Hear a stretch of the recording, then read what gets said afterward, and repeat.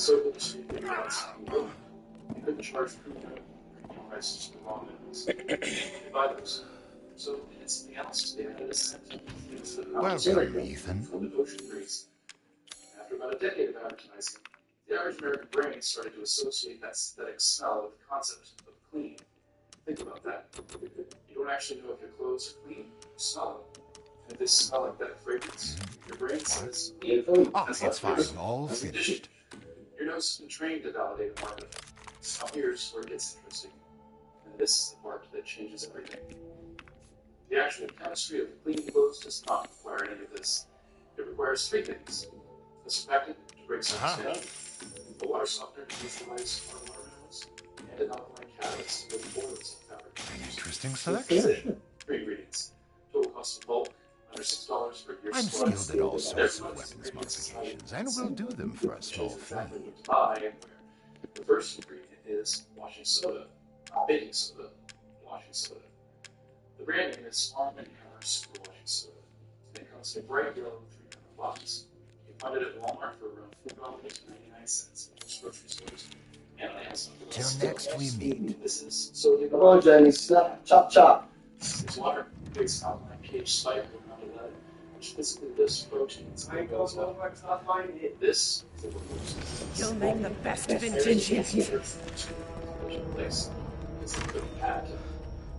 The second ingredient is borax. The brand is 20 units of borax. Again, on shelf, about $5 for a 4-pound box. Borax is a natural mineral mined out of dry lake beds in California. Its job is to soften your water. Hard water, which most of America has, cracks the yellows around the dirt particles and makes them stick to their clothes. Borax breaks those bonds. The step is cleaning your clothes. The third ingredient is steel soap. The brand of the is not requires to show that this more so.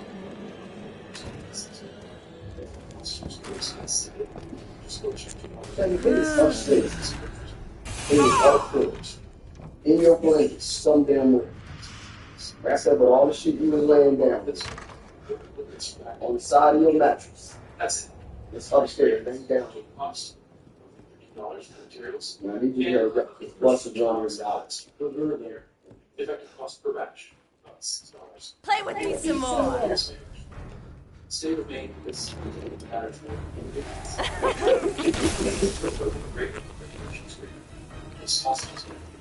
You're aiming for about 1 full cup grades. Focus on water for the plant. Put it on low heat. Stir slowly for about 10 minutes. Just like that. Well, that's something. Take a 5-gallon bucket. Make those $50.50. Fill it about halfway with the hottest tap water your sink will produce. Pour the melted soap mixture into the bucket. Then add 1 full cup of washing soda and 1 full cup of borax. Stir slowly with a long wooden spoon for about 2 minutes.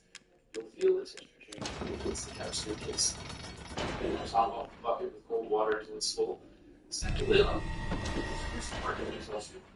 Let it sit overnight. Within 12 hours, the entire bucket transforms into a thick, semi-translucent gel. That's the phase change. That's white gold. That gel is now a concentrated detergent that will run for roughly $300. I was worried my sisters had gotten to you first. So half of the gel.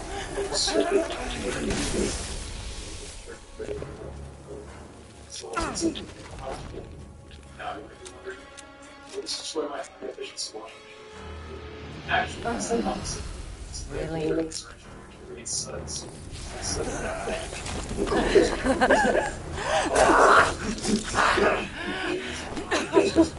How's it feel? The machine was actually designed for some experience. This is probably the chance. So one more thing, because there are no synthetic dyes, right? So no fragrance samples. This is the trigger next focusing actions.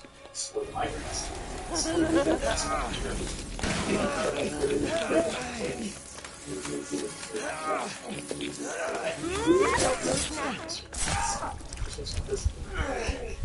So, the $60 billion water industry is also a plastic bottle that's 90% water, 10% it's $5 or $6.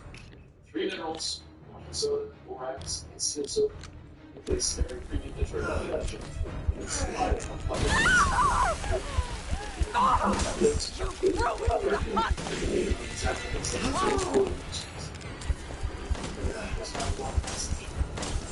My body!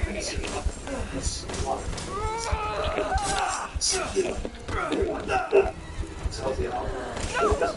It's alive! The next experience is the bigger household. Maybe they're screaming right now because it's not good. Take care of it. Sometimes when it's dark, You're done! Why? You will not forget it! Wait! You're mine! Pray mine! Bitch. Crazy witch.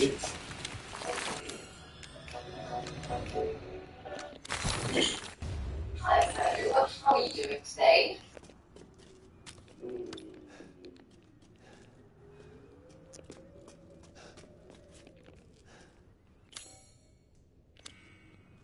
Used to wake up on a Saturday morning before anybody told you to.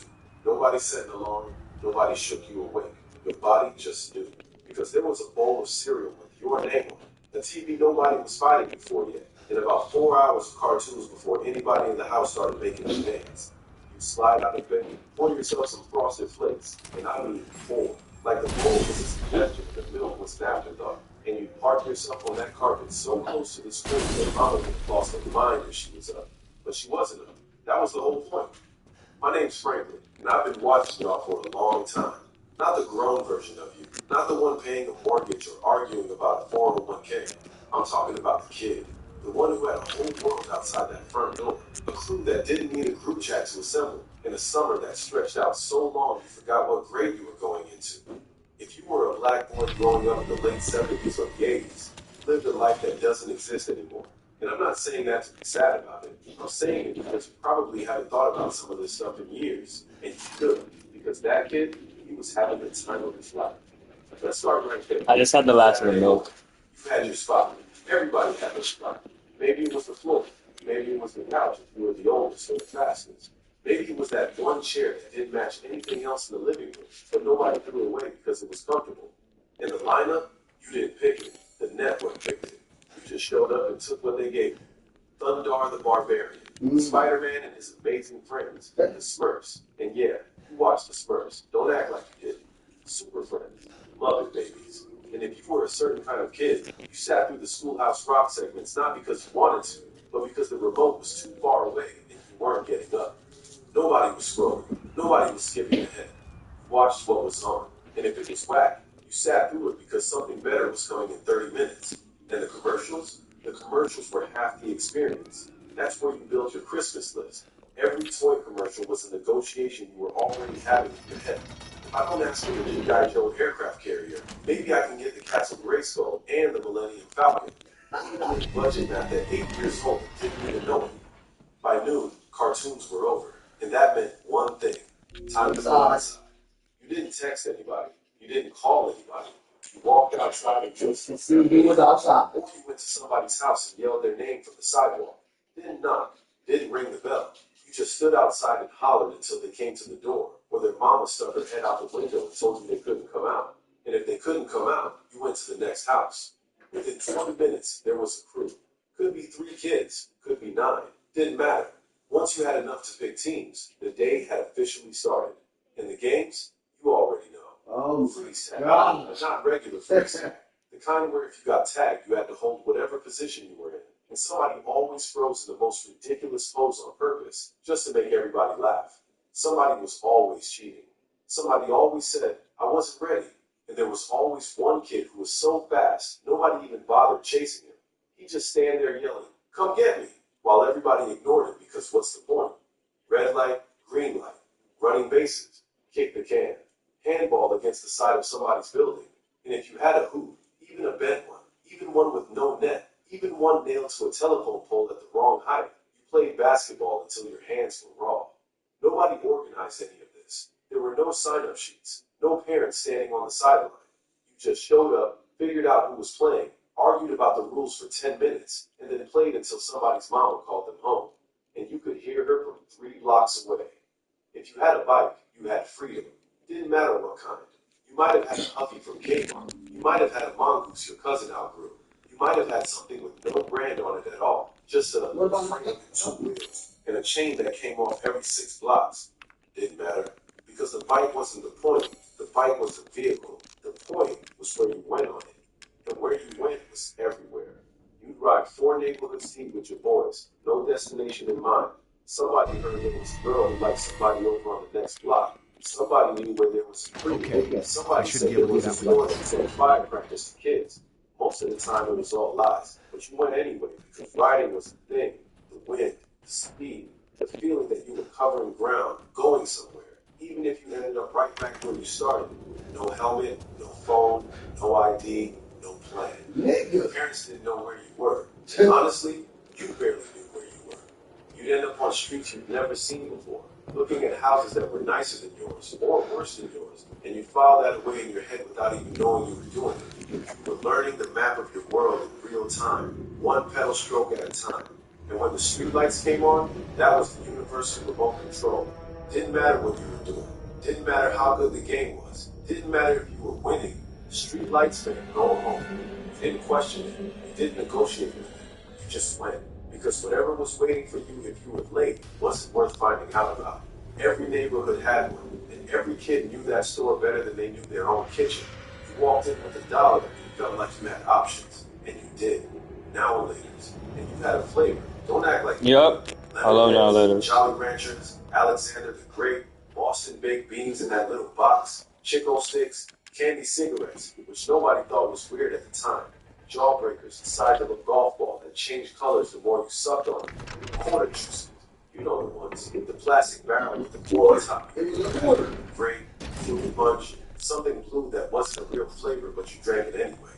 And if that store had an arcade cabinet, you'd feed that machine quarters until you were broke. And then you'd stand behind whoever was playing and watch like it was ESPN, Double Dragon, Street Fighter, Pac-Man, Galaga. You'd be standing there with a now later something, watching some kid you didn't even know try to beat a level you'd never seen. And you could have stayed there all afternoon, just watching, just waiting for your turn that might not come.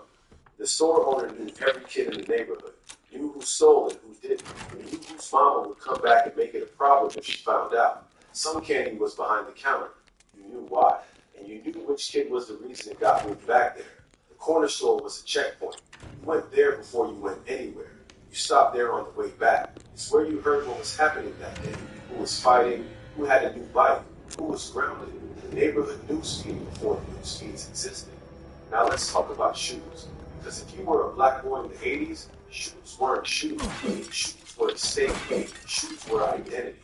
Shoes were the first thing people looked at and the last thing they forgot. And the game was way bigger than Jordan's. Yeah, the Air Jordan 1 changed everything when it dropped in '85. But you had True, British Knights, Avia. Clyde Drexler was rocking those. They were clean. Pony City Wings, which were basically Jordan knockoffs, but nobody cared because Spud Webb, 5'6", won the dunk contest in them, and that was enough. LA Gear, which somebody's wearing nobody now. The whole goal was to show up with something nobody else had. First day of school was a sneaker fashion show, and everybody knew it. You walk in scanning feet before you looked at faces. There's only one other missing being my game environment. Trying, were you the kid whose mama didn't play that? And if you had the wrong shoe, you felt it. And I think that nobody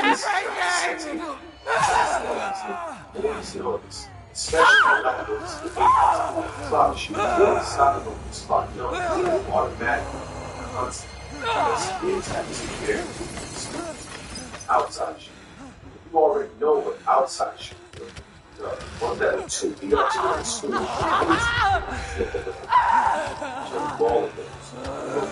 The fuck?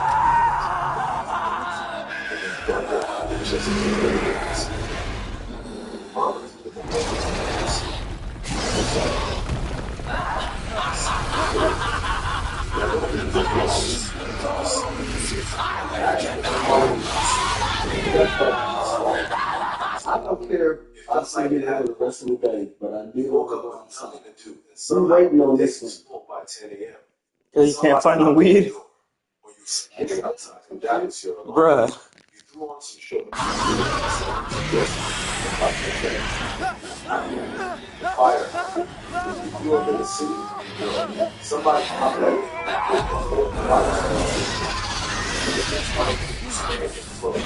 Hard outside of slow, walk. And on sport shit.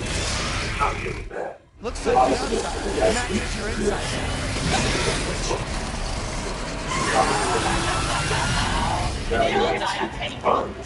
House officials possessing that chocolate body was supposed to touch and run back out there with hot concrete because you would not realize face that truck. And what you get? Bomb body. Fire gun. That fairly cheap ice no more pop. Giving us the chip that train like hot iron guns. Fast as well. Somebody's trying to not action. Jamie, son, I covered up on 4 o'clock and the bucket on there. I was pretty soon. I can't even go by. And I did want to go outside to go finish up the city.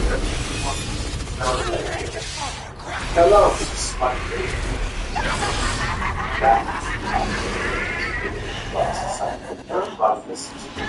Walked out and they hit me off the street.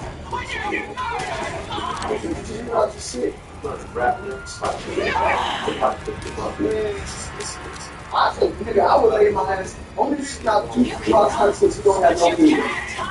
Apparently, I was just fucking bread. I spent my ass on the couch and my TV for the rest of the night. And then when we wake up, ain't no buses running to us. And now we don't have no food at all. So I'm trying to go outside today. Down this small house. I need to go outside. We still gotta buy groceries no matter whether we do nothing or not. Somebody's house and open their fridge. And I don't even got no money for no groceries. Let us go outside.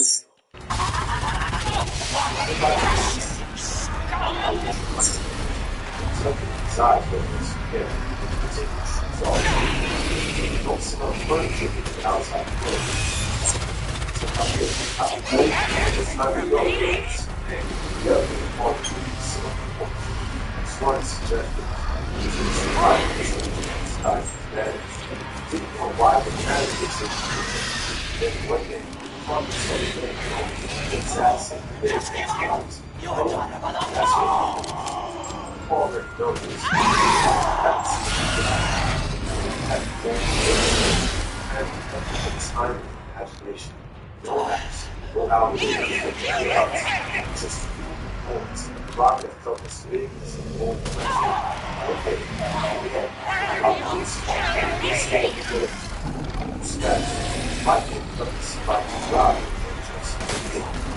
That kid's still in there.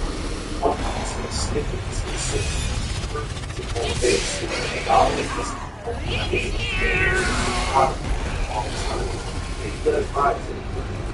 Next spot, I'll see you next.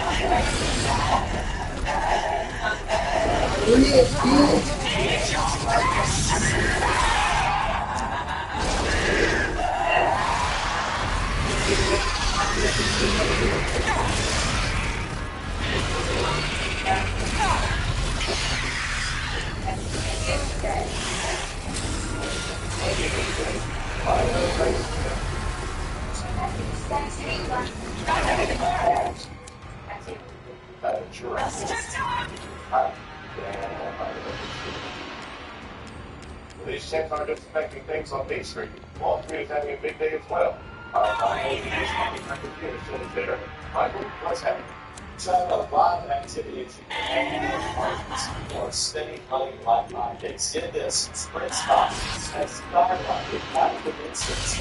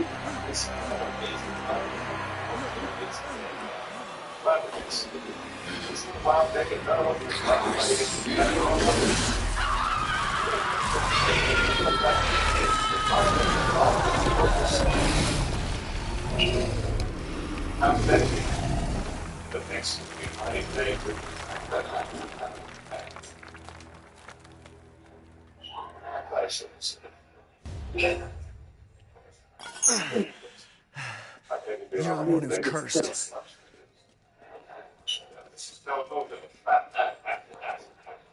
Yes. War reparations 2003 with Chuck Taylor. If you're just joining us, black people got their reparations checks today, and in short, all hell is broken loose. In sports, the Philadelphia 76ers took on the New York Knicks. But since none of the black players showed up, McCollum ended up playing 1-1 with Travis Knight. Looks like I get an honest piece. 75 points, beating Knight by 7. After the game, McCollum said that he was hurt that none of the black players showed up. But how deep is that fault? Finally, feels like he has a big penis. Welcome to the club, buddy. The big penis club. Fortune magazine released their annual list of 100 wealthiest people today, and Bill Gates has been overtaken. By whom you ask? A Harlem resident named simply Tron. Our Stephanie Gold is standing by with him now. So how did you become the world's wealthiest man, Fun? I came in the next game, baby girl. Sit down straight and tell my pay. Now you look at the world's richest man, and I'm black.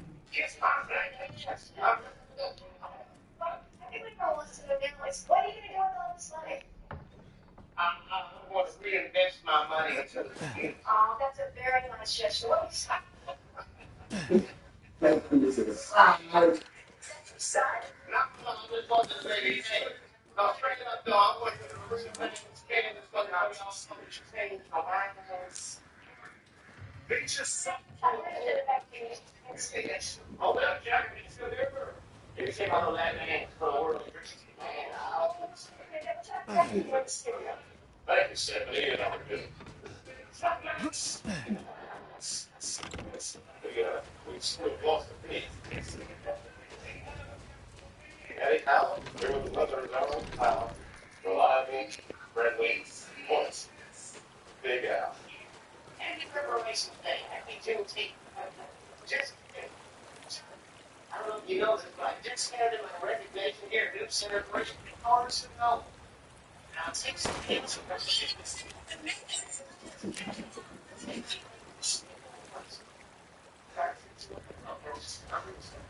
Bruh. people are saying that Kevin Rose should get back for Charlie Kirk and for the Arabic team. Anyways, that wasn't really a roast, nigga. They were just straight up disrespecting a lot of black people.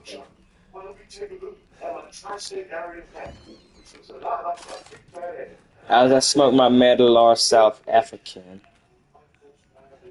cough until there's pain in my fucking abdomen.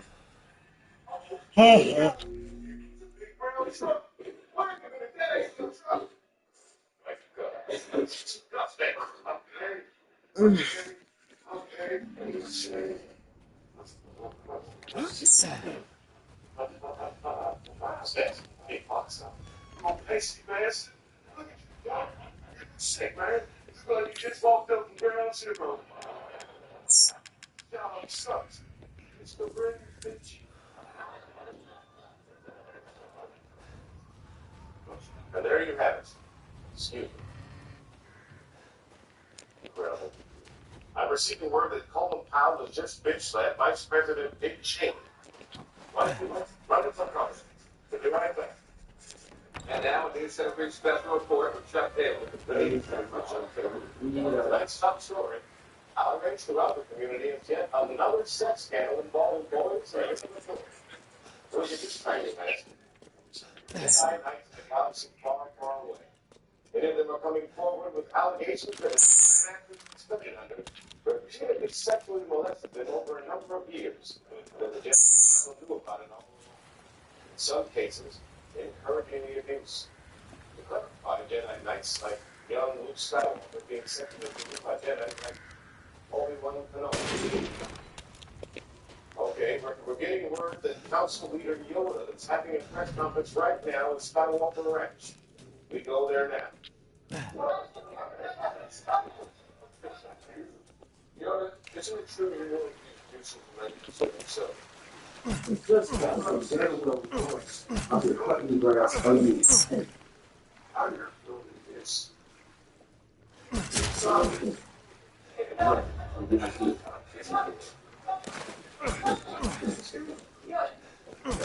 This claim recently uncovered tape seems to implicate the cover-up of the That was not.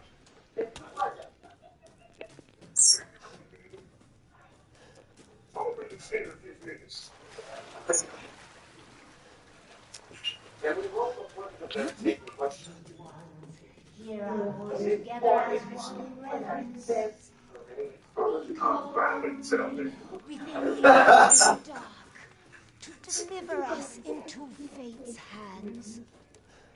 As the midnight moon rises on black wings, we await the light at the end. In life and in death, glory to Mother Miranda. Hey, remember me? I almost died over that castle. Tell me, what is going on around here? How can a man be almost dead? That's a question for the wise. You know what I mean. And I still haven't found Rose. Where did Mother Miranda take her? You're too late! Or maybe almost too late. The child will be sacrificed, life for life. What kind of sick medieval shit is this? She's just a baby. The crests of the four bloodlines may open the path you seek. Will you please stop talking in riddles? I just want to find my daughter. It's only a riddle if you don't know the answer.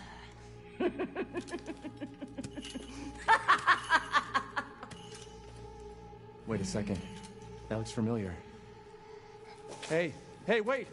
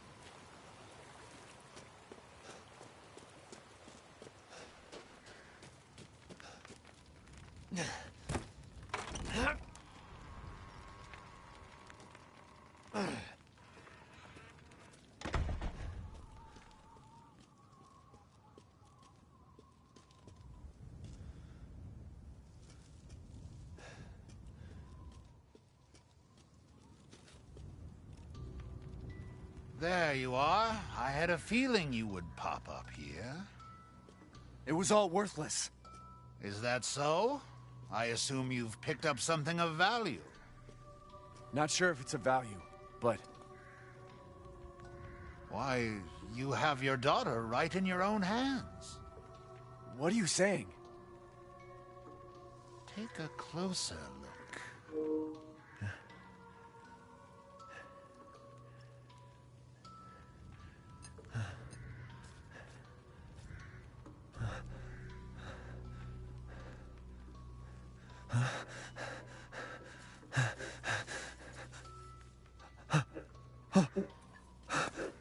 Why would you drop it, Flask nigga? seems to contain her head.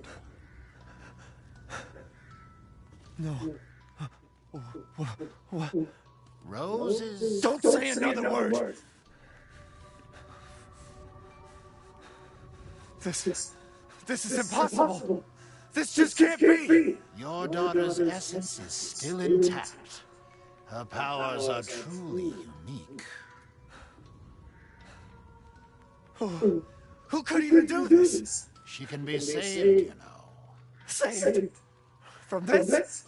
Are you insane? There's a house with a red chimney on the western side of the village. Go and seek out the man who lives there. Then we can continue our conversation. Quit holding out and get to the damn point. You don't have to trust my words. But do you have any better options? You're right, yeah. Your choice. The customer is always right. After all.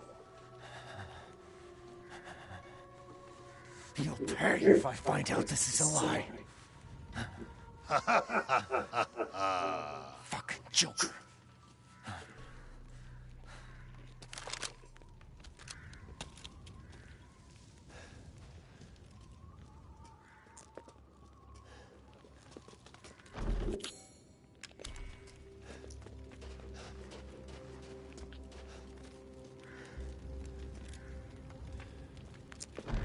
Look at this nigga face, bruh.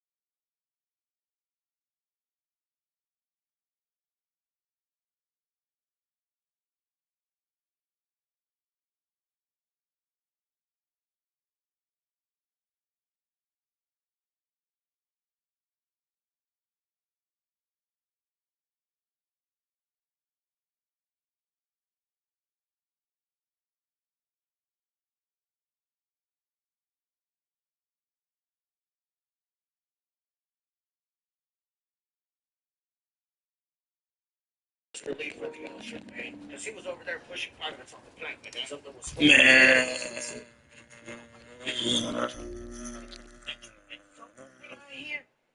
That old scroll proves everything to be true. He is a first mate gunner, and he was a Dutchman in true make form. He was a first mate gunner. We're bragging about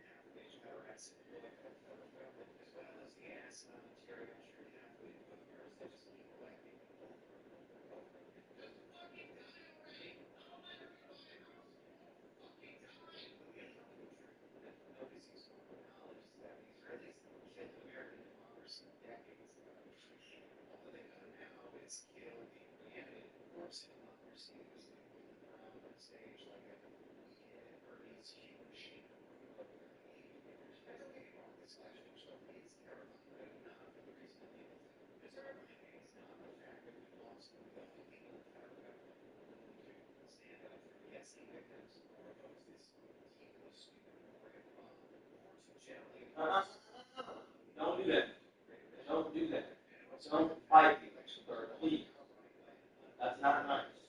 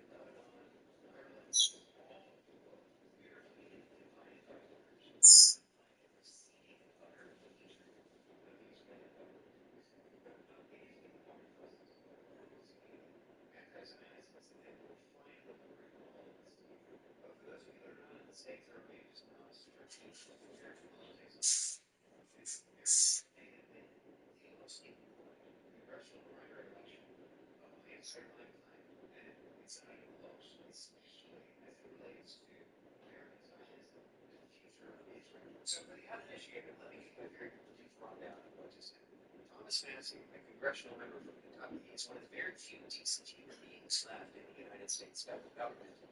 He has made a name for himself.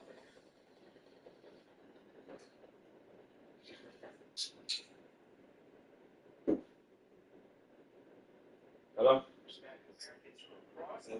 Hello? Hey, so I want you to go with Dad to be one social route, obviously. And we need to use to get your ass to make you get the car or something.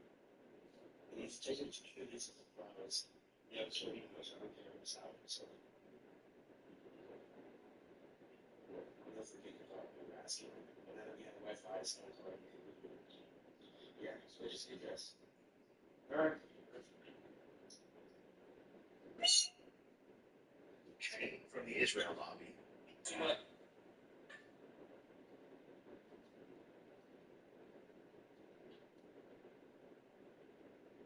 This is me and my bird.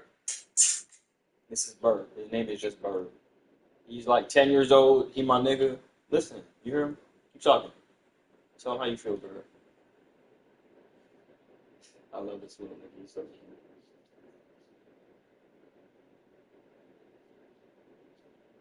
This is me and my bird. This is me and my bird. This is Bird. My name is just Bird. He's like 10 years old. He my nigga. Listen, keep talking. Tell him how you feel.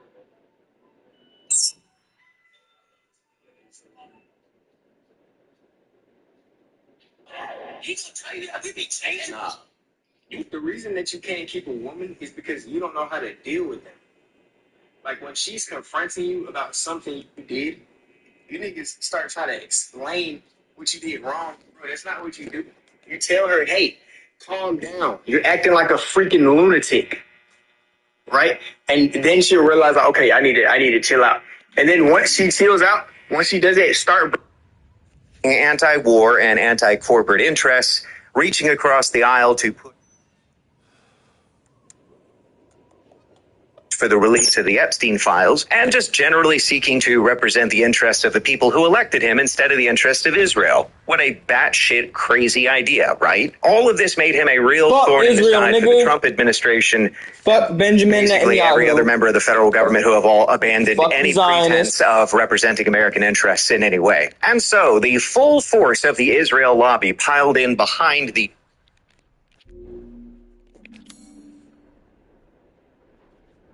Trump-endorsed challenger, an empty suit, Ed Galrain, to oppose Massey in Tuesday's primary election, with a gaggle of wealthy Jewish billionaires and pro-Israel super PACs donating millions and millions of dollars, making this easily the most expensive congressional primary ever, even adjusting for inflation.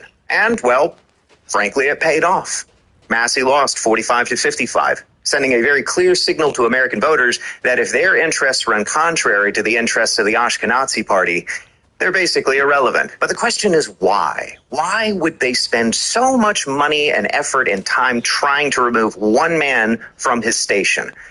Well, I think that there are three main reasons why. Reason number one, because 0 is a special number. The difference between having 0 representatives and 1 representative that offers meaningful opposition and resistance to the Israeli agenda is massive.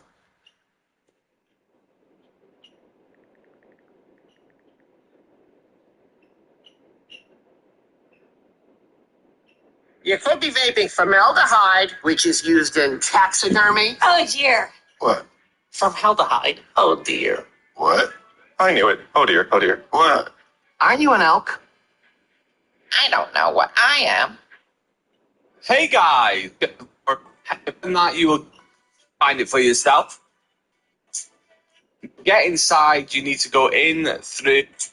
Find it for yourself. You need to come to this, and we need to go under here.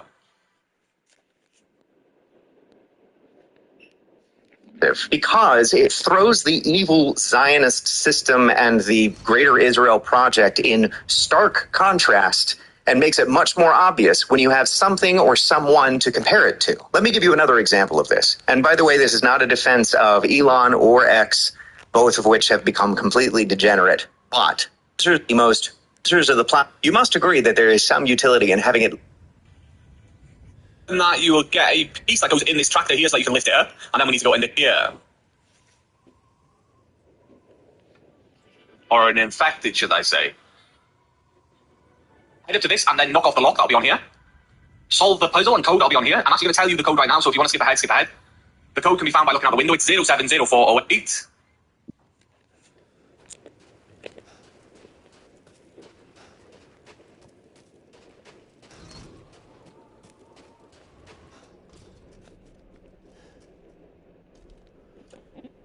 You know,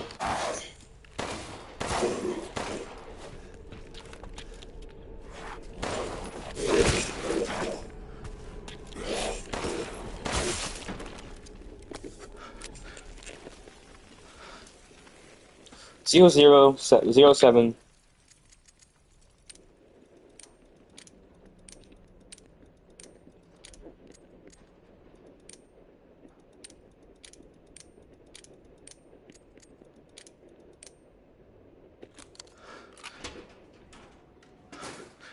having at least one large social media platform which is relatively free of censorship, because it allows users of the platform to very easily see when other platforms are censoring major events or topics. For example, after October 7th and the onset of the most recent Israeli genocide in Gaza, YouTube removed hundreds of videos which were sympathetic to Palestinians and served as evidence of Israeli war crimes, while at the same time allowing the Israeli government to run political propaganda ads. Now, if YouTube were the only game in town and the only place in which videos like that could be seen, then you as a user of the YouTube platform might not have ever been aware that they were removing all of these videos. But when you can turn to another platform like X and see all of those videos, and also see the creators and uploaders of those videos saying, yeah, I put these on YouTube, but they took them all down, well, that puts YouTube in a much more uncomfortable position, because now they have this massive user base of millions of people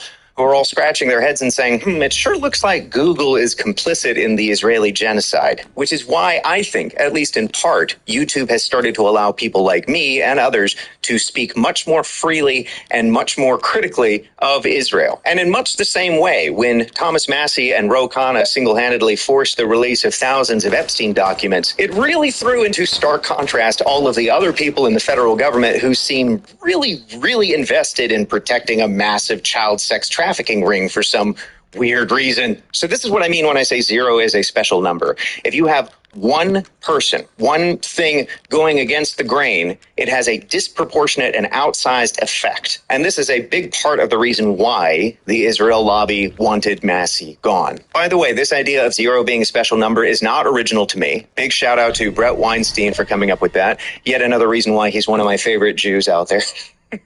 By the way, really quickly, I have had some pushback in the comments for my unwavering support of Brett, and I just wanted all of you to know, I hear you. And sincerely, from the bottom of my heart, I would like all of you to pull down your pants and run backwards through a field of dicks. Brett is an amazing human being, as is his lovely wife, Heather, and I fully endorse both of them. Okay?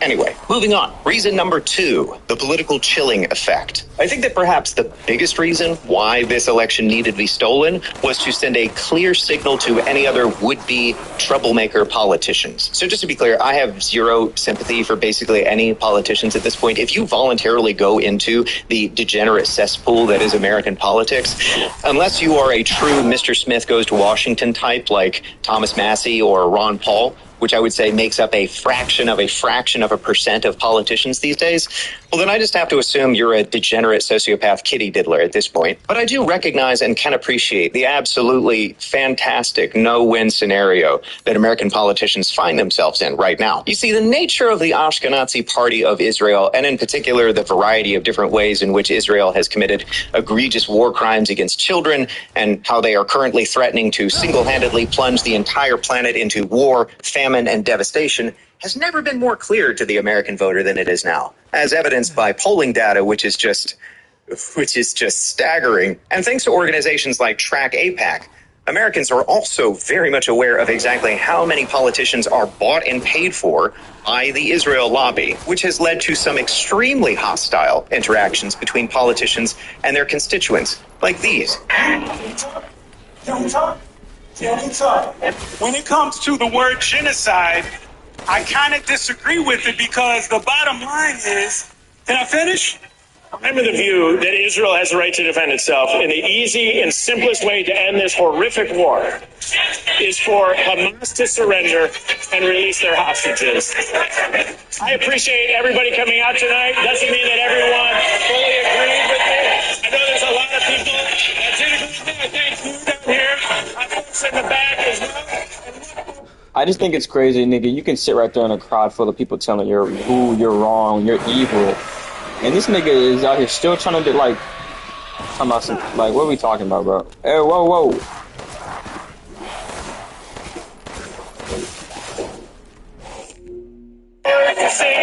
So I'm asking you clearly, and please nod your head. Do you believe killing children and civilians in the name of strategic defense is ever justified? Yes or no? We got the question. Thank you. Appreciate that. We're going to move to the next question. Thank you. What are you doing to prevent the use of our taxes to starve and kill people in Gaza? Yeah, I've addressed Israel and Gaza now on, I think, 3 separate occasions. What the fuck? We're going to keep... What the fuck is that?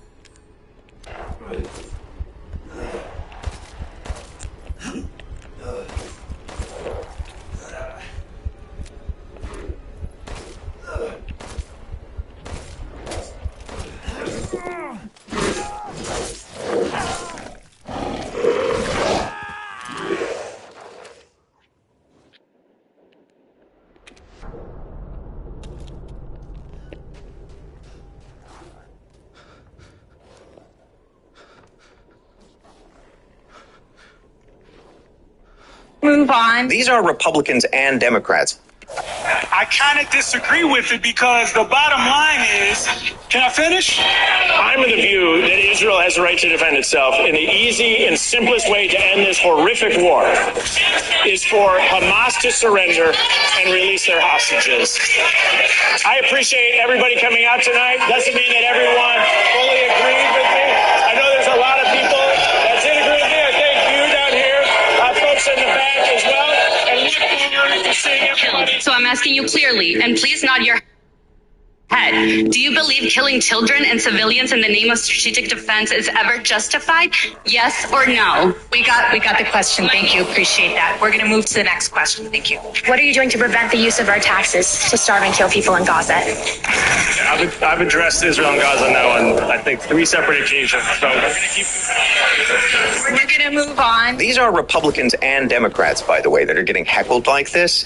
A bipartisan effort to call these people on their genocidal bullshit. So if the average politician were actually representing their constituents, they would basically have to take a pretty strong stance against Israel at this point. But now, especially after the Massey election, they all basically know that if they do take a position against Israel, they're practically guaranteed to have the AIPAC lobby throw millions of dollars behind some other empty suit and primary their asses in their next election. It warms the cockles of my heart to know that American politicians are finally feeling some amount of real pressure. I encourage you to do your patriotic duty. Go out and heckle your local representative at your earliest convenience. Reason number 3, to demoralize the average American voter. I think that it's clear that while this election being stolen was clearly intended as a warning shot across the bow of basically every politician in America, it was also explicitly intended to discourage the American voter from ever wanting to participate in politics ever again. And frankly, I think it's okay and even healthy to feel frustrated or demoralized as a result of this election. and to express those feelings of frustration in a calm, rational, constructive way. For example, allow me to express my organic feelings that I felt when I had heard about the results of this election.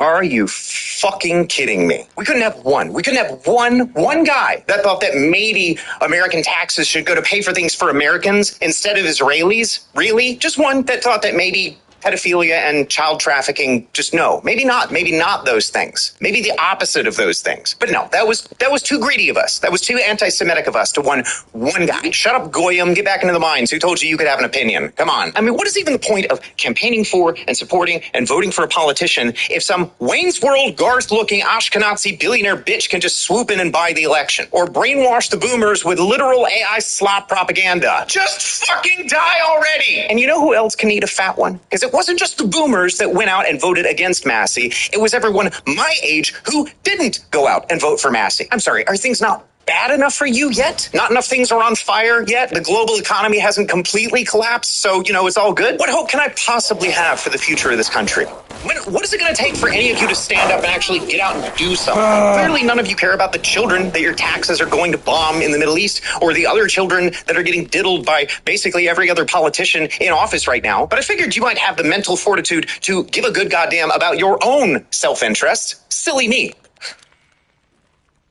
Not mad. I'm just disappointed and also mad. And that's what it looks like to express your frustrations in a healthy and productive way. I encourage you to do the same, preferably within earshot of your local representatives. You'll feel a lot better afterwards, I promise. And it'll make it much easier to get to what comes next. Because, folks, I'm here to tell you, this Massey election is some of the best news we've gotten in a while. See, I think folks have been looking at this election in a glass half empty kind of way. Oh no, Jewish billionaires can come in and spend, tens of millions of dollars and buy an election. We're doomed. But, minor reframing. It's not that the Ashkenazis can do that.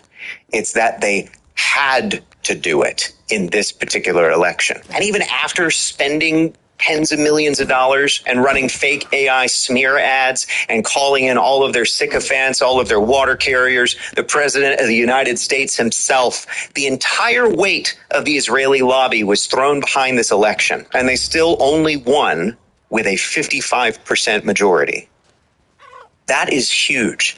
They pulled out the big guns, and Thomas Massey was still within striking distance. They spent all of that money and time and effort on this election because it actually matters to them. And it matters because they've completely lost control of the narrative. The public image of Israel has suffered so much damage over the last few years. Everything between the genocide in Gaza, the bombing of Lebanon, the global economic and food crisis that is impending, triggered by the absolute clusterfuck of a war in Iran that they started. The Israeli public image has been completely annihilated, perhaps and hopefully beyond repair. And this is why I don't buy any of the bullshit that little BB bitch boy is peddling right now about how he wants to cut funding from the U.S. to Israel to wean themselves off of the teat of the American taxpayer. Ask yourself this. When has a parasite ever voluntarily detached itself from the neck of its host?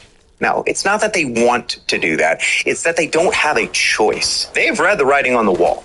The funding is getting cut off sooner or later. All that they're trying to do right now is buy as much time as they can before that inevitably happens. The political tides in this country have finally started to shift, and the Israeli gravy train has left the station. See, we've started to realize, we puny Goyim, that we outnumber the Ashkenazis 100-1.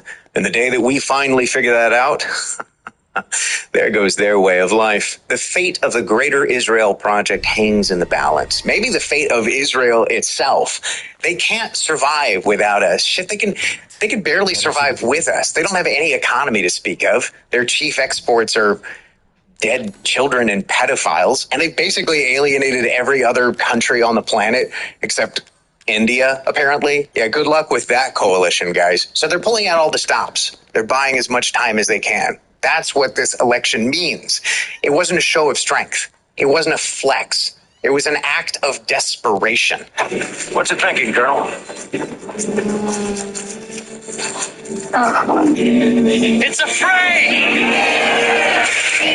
So now we as Americans have two paths before us. two paths to choose from. The first is the political route, the peaceful route. When we vote in the midterms, if we make one of our primary criteria whether or not the politicians have accepted a penny from APAC, that would send a pretty huge signal, I think. And if ever there was a time where a true outsider candidate, a true anti-establishment, anti-Zionist, America First candidate had a shot at a presidential run, now is the time. But we would need an actual America First candidate, somebody with a solid and proven track record of pursuing How was it? Did you learn anything? I found these feathers. Now tell me how to fix this like you said you would. Settle down. First, you must use that key and collect all of your little roses flasks. Where are the rest of them? There are 4 in total. You have the one, and the other lords have the rest. Lords? If you're using a moving average Mother Miranda is the cold for $6.99 ruler of this village. 4 lords serve under her. The first you've already met, the Lady Dimitrescu. Dimitrescu. The second lives deep in a valley of mist, the doll-maker, Donna Beneviento. None of her playmates have ever come back from that dank old estate. The third is Moreau, a being of twisted flesh that lives in the reservoir past the windmills. It is said that he is not the only monster that lives in those waters. The fourth and most dangerous is Heisenberg. He works in his factory on the village outskirts. And the project. Let's just say parts of the human imagination are better left alone.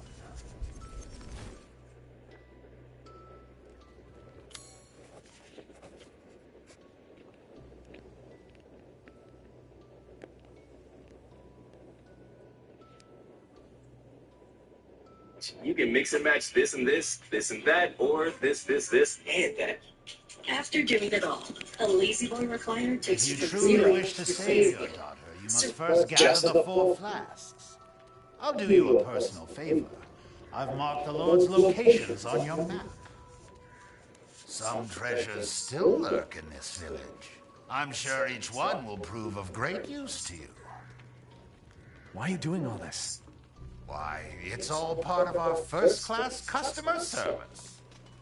Please do come again soon.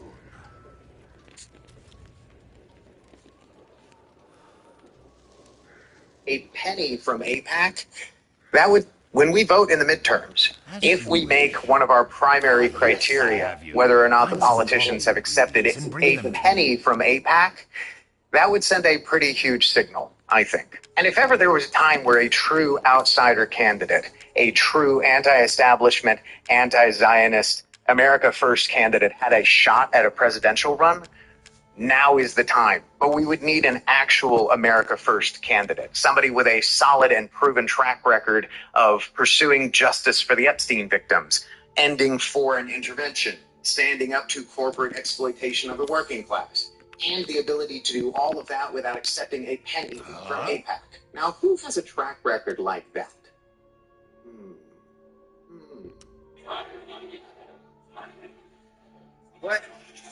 What happens in 2028?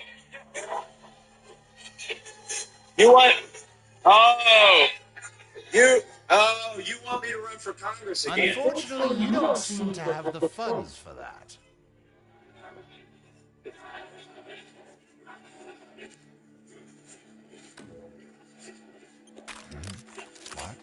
But if the political route doesn't end up working out, there's always the non-political route. And what do I mean by that? Luigi, number one.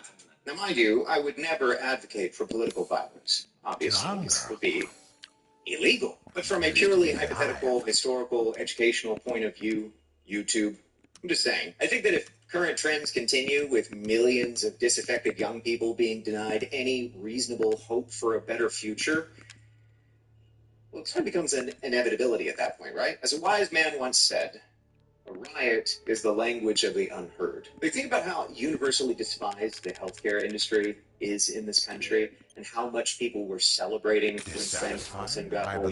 believe this is a fair We're price. very quickly approaching a point where the Israel lobby and Israeli interests in general are receiving that amount of contempt from the average everyday American. And that is a recipe for bloodshed, guys. And again, I can't emphasize enough, I am a peaceful person, right? I don't wish violence on anybody. I would much prefer that we find a peaceful, amicable solution to this problem we find ourselves in.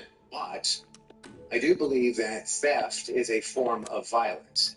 And there's an entire generation of people that is actively watching their future being stolen from them. And I believe that in that situation, hypothetically, a person would have the right to defend themselves. I really hope that it never comes to that. Not only because I think the peaceful route is preferable, but because the violent route, and especially the overthrow of an existing government, statistically speaking, does not end up in conditions improving for the people that overthrow the government. We're much more likely to end up with some form of more aggressive totalitarianism in that event. So I sincerely pray that the political route is successful. And I look forward to seeing the rest of Thomas Massey's political career. Anyway, folks, that's about all I've got to say about this. I just wanted to put out a quick video with my thoughts on this because I do feel like it is a significant event. I am still working on the top 10 Israeli war crimes video. Surprising nobody, it is actually extremely difficult to work through 80 years of continuous genocide. Also, I kind of needed to take a break from it. It is extremely taxing to look at that stuff all day, every day for a week straight. So I'm going to get back to it. It'll come out next week. Once again, a big thanks to my channel members. A big thanks to all of you for keeping me going. If you value the work that I'm doing and you'd like to see my videos even sooner, memberships start at $1. You get early access to my videos. I promise I will add some cool stuff to the channel membership at some point, but right now I'm just focused on making videos. Thanks very much. Appreciate all of you very much. We'll see you in the next video.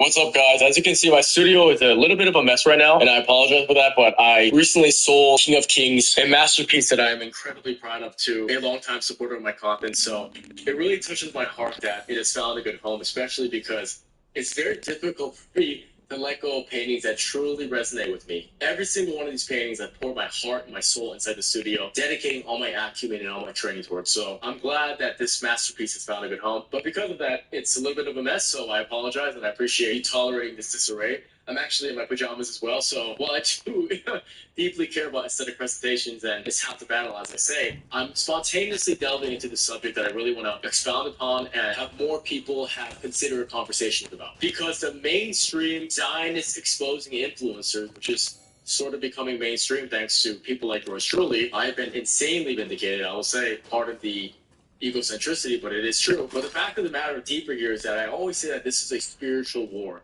This is a spiritual matter, not actually a geopolitical one. That is a secondary facade. That is a shadow manifestation of what's actually happening, which is a spiritual battle between good and evil. And the reason why the conspiracy theorists are always right is because this polarity is presenting itself to the point where it is simply Christianity versus Satanism, because this new rabbinical form of religiosity that we know is occupying the American government, obviously, is nothing but a masquerade of Satanism. But what I want to posit to you all is that modern Israel, as we see it, is actually a counterfeit nation. Spiritually speaking, they're claiming biblical inheritance, while in actuality, they're being overrun by Satanism, occultism, and Luciferian practices at a higher density per square foot than any other country on earth. I mean, quite literally. I'm not talking about the fact that anti-Christian sewer dwellers are digging tunnels in New York. I'm saying literally, Israel is the highest concentration of occultism today. Israel hosts more Satanists, occultists, and Luciferian initiates than anywhere else on the planet. And this is not fringe, but a pervasive spiritual disease infecting their politics, parks, their synagogues, of course, and their schools. And I don't know why more people aren't talking about this. Demonological forces are running rampant in Israel while we're focusing on this global warfare. The Negev Desert's Midburn Festival, which is Israel's version of like an official Burning Man offshoot, draws thousands who build and burn massive effigies of serpents, beasts, distorted gods, and geometric thrones in ritualistic ceremonies. All this is happening as we speak, as we see this war with Iran taking foot. Demons are being summoned. Children are being trafficked. All of this dark symbolism is taking a foot. The Midburn Festival features painted and pierced participants forming tribal circles. Women writhing naked to drums with bodies smeared in ash and symbolism. Men screaming invocations and mass fornication under hallucinogenic skies because they are communicating with demonic entities for their victory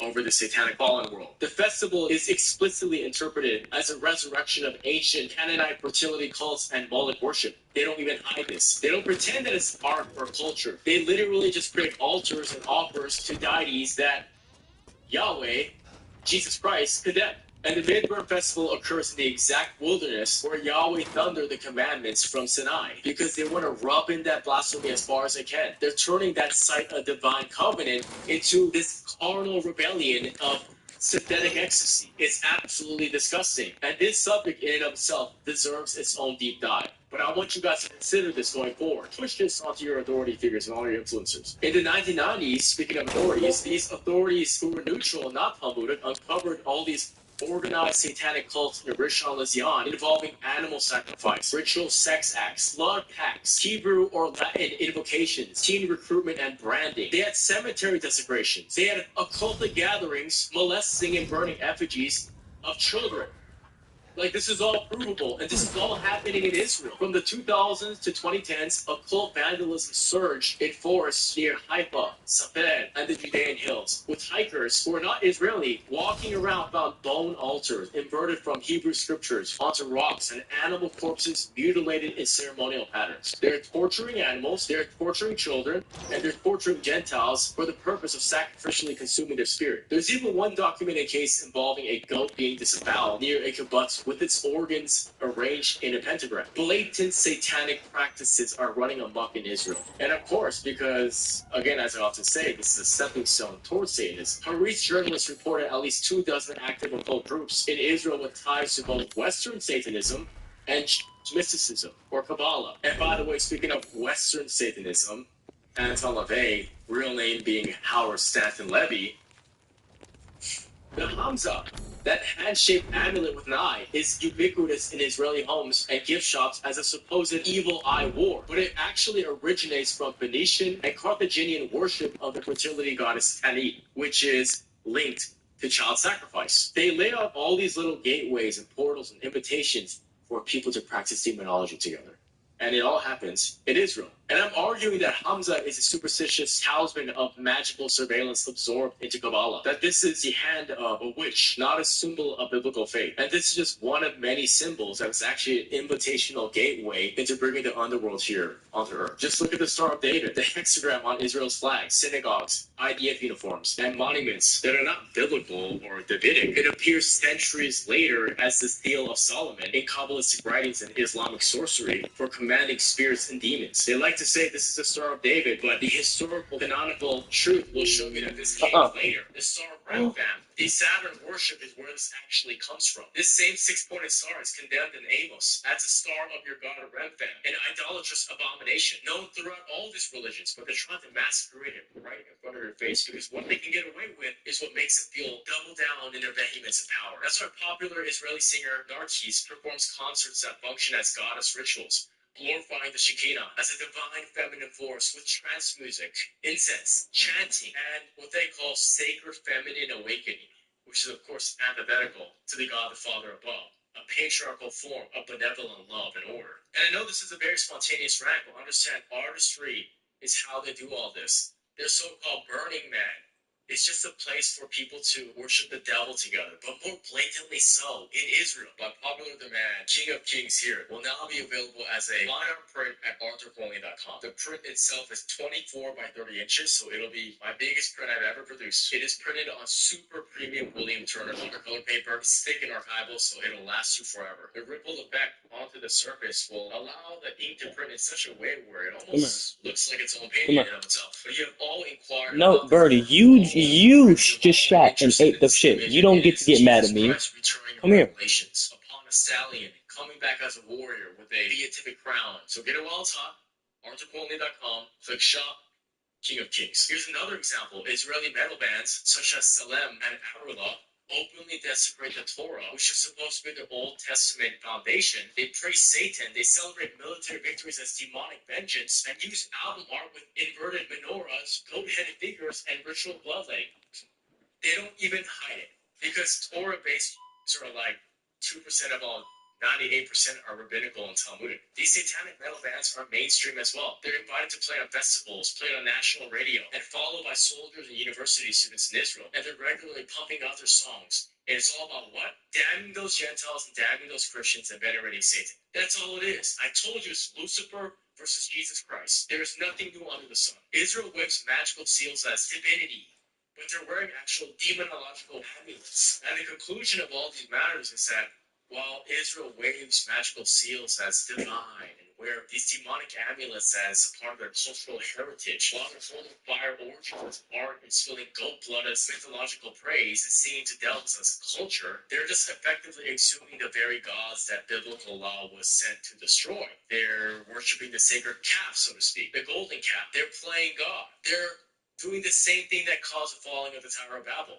They're asking for the Scotus because this is who they are. This is their true faith. And the biblical parallels are drawn to rebuild groves and high places with modern Israelis dancing around the golden calf again. Except now it's live streamed on Instagram and sold as ticketed ceremonies while their preview cuts off questioning from the ongoing Judeo-Christian American Christian support. The reason why this is so important is because this is further evidence showcasing that this is a spiritual war. And I felt this fire under my belly to make this video because I would say that Israel as a nation is actually a counterfeit. It's actually just Satanism running as a facade for finding a homeland for this suppressed demographic, but actually, it's just a way for Satanism to run rampant in the Holy Land, to cause more blasphemy, to insult God the Father further, and to satanically invert all that is holy with their ritualistic child sacrificing and demonological crave and thirst for black magic, Satanism, and occult worship.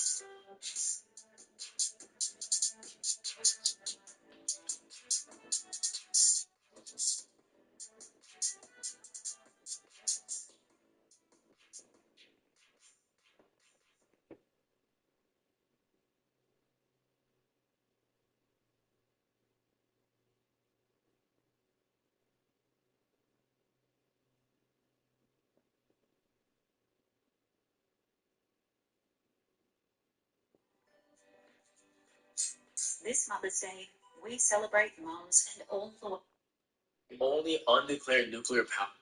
This is the exploration on the most terrifying contingencies in modern geopolitics. A doctrine of not victory, but of total terminal spite. To understand the Samson option, one must first internalize the mythos of the man himself and where this name comes from. The Nazarite judge who, blinded and mocked by the Philistines, prayed for a final surge of strength to collapse the pillars of the temple of Dagon, choosing to perish only on the conditions that his tormentors prayed.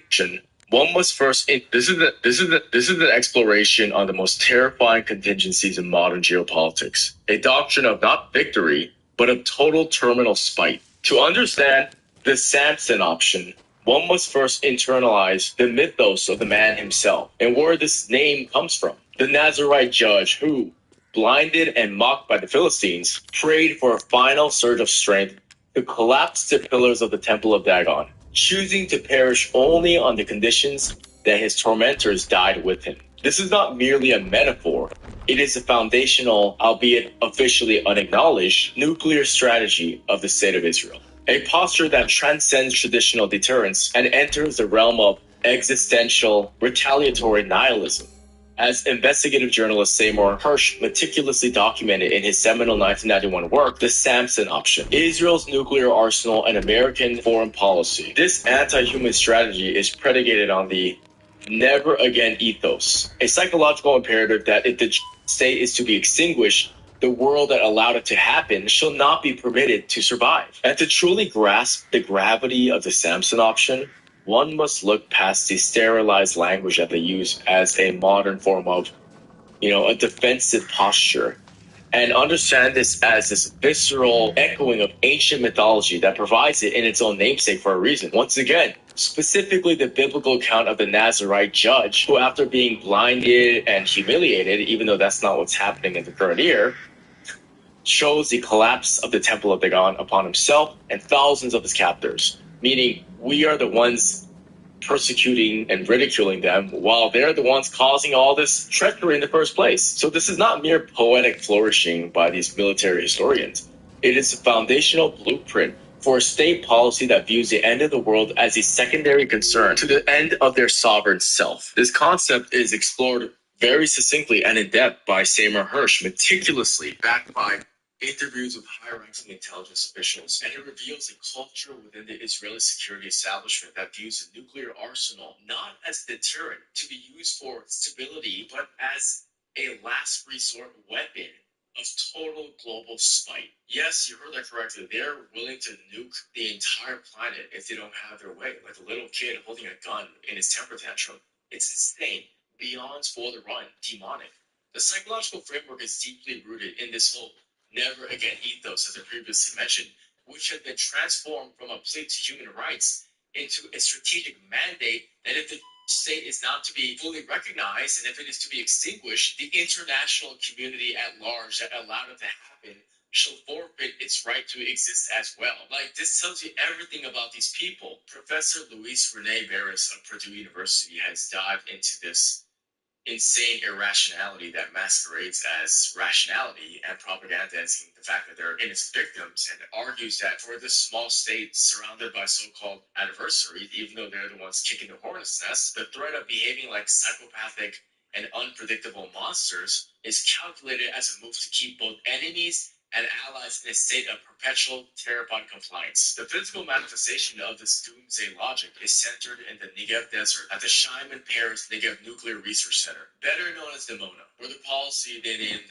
as Amumut, in other words, look, this is all five-letter words for nuclear ambiguity, was birthed under the guidance of David Ben-Gurion and the scientific leadership of Ernst David Bergman. What these men got from our government is this policy of having a bomb in the basement, this power that allows the state to avoid the inspections of the IAEA while maintaining a global veto over any geopolitical outcome that does not favor its survival. It's truly disgusting what these people have under their hands because of our corrupt leadership. A reality that Steve Miles, a professor of political science at UC Davis, describes as a regime of secrecy that fundamentally undermines global democratic norms. During the 1973 Yom Kippur War, this doctrine moved from theory to terrifying practice when Prime Minister Golda Meir reportedly ordered the arming of nuclear-tipped Jericho missiles to coerce the Nixon administration into a massive arms airlift, a move that Hersh identifies as a form of nuclear blackmail directed at a superpower ally. So while controlled mainstream discourse treats nuclear weapons in the state of Israel as tools of rational state actors aiming for stability, the Samson option suggests a rationality of pretended rationality, a concept explored by Professor Luis Rene once again. Wants the populace to believe that, they're just trying to defend themselves with nuclear arms so that they have the same power that everyone else has. But nobody else has a doctrine titled the Samson option that they're willing to pull as a trigger to end all of humankind. Like, this is a loaded gun pointed at the forehead of the entire world, ensuring that no power can remain neutral or indifferent to the state's military success. It's purely satanic. The technical capability to execute this planetary suicide is verified by the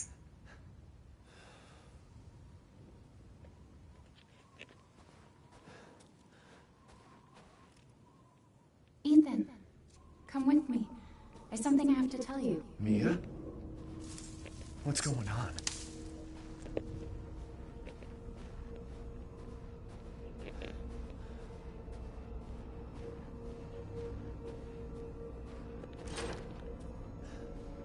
Rose feels different. Ethan, you have to fix her. What the hell is this? Everyone leaves me. Even Rose. I don't want to kill them. This can't be real.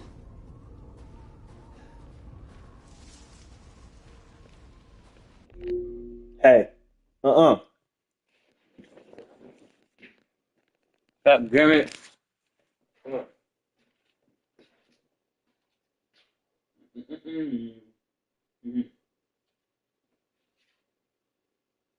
Bro, come here, nigga. Come on.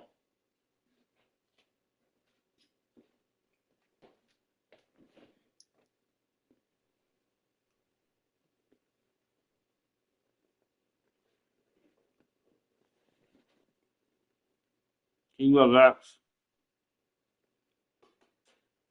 Please.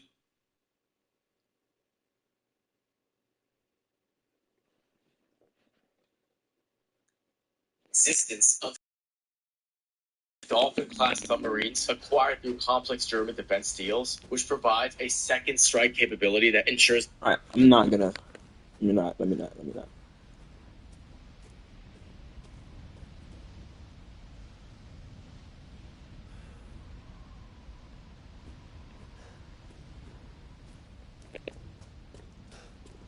Am I losing it?